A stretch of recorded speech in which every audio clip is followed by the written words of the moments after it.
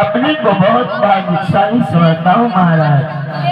मैं अपने माता पिता की सेवा में ही मर रहा हूँ महाराज। लेकिन महाराज इसके साथ में दुख भी है महाराज।